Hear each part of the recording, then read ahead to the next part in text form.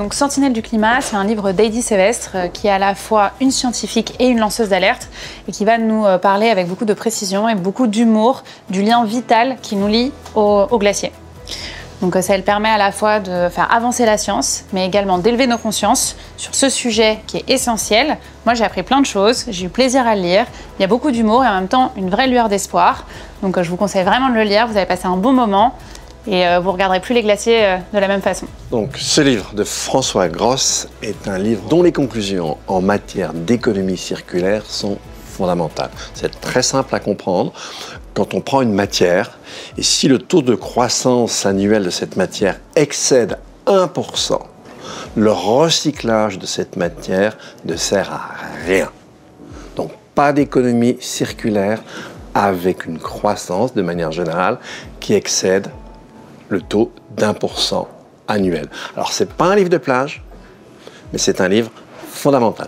Alors ce livre il est intéressant parce qu'il nous amène à changer de regard. La plage on en a l'habitude, souvent quand on va l'été s'y baigner, quand on paresse, quand on lit des livres, mais la plage il y a plein de manières de la regarder différemment. C'est une question de regard. La plage apporte la vie, il y a énormément de petits microbes, petites bactéries, petits animaux qui se baladent sous nos pieds. La plage c'est aussi une histoire, la première baignade en France dans les années au 18e, au 19e. Et puis la plage aussi c'est un enjeu stratégique parce qu'il y a le sable et que le sable ça se vole, c'est un enjeu géopolitique et partout dans le monde des gens se battent pour le sable. Et donc ce livre nous amène, à travers une petite balade, à regarder tout simplement la plage différemment.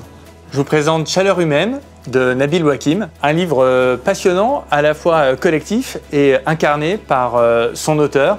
Un livre qui fait le lien entre l'écologie et de nombreux domaines qui vont de l'économie, de la création d'emplois au plus intime, sur l'opportunité ou pas de toujours faire des enfants. Un livre à la fois très engagé, mais aussi sans jugement, et un livre très pédagogue qui renouvelle les formes du livre à la frontière du podcast qui est à l'origine de Chaleur humaine. Mon premier jardin en permaculture de Nelly Pons, c'est un petit guide très coloré destiné aux enfants qui veulent s'initier au jardinage et particulièrement à la permaculture. L'idée c'est de les guider pas à pas, saison par saison, pour qu'ils puissent construire, imaginer et entretenir leur petit jardin. Pas bête les plantes de Philippe Nessman, c'est un très beau et grand livre sur les plantes dans lequel les plantes nous parlent. Ce sont elles qui vont nous faire découvrir leur monde, leurs capacités, qu'elles peuvent imiter d'autres plantes, qu'elles peuvent appeler à l'aide les animaux quand elles ont besoin. Donc un bel album, courez, ouvrez-le, c'est superbe et on apprend énormément de choses sur ce monde passionnant.